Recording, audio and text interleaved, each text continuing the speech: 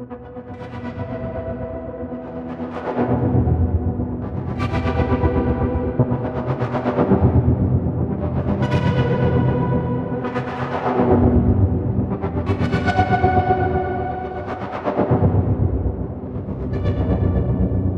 body is present in the recordings.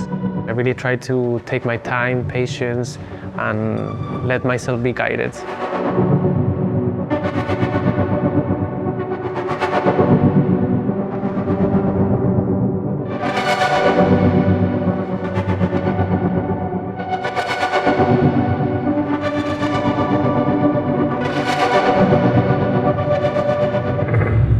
The stars of the show are my organs, so that's the things that make the sound and the images that you see on the screen. When you make a prognosis, you look at pictures and you don't look at someone's face.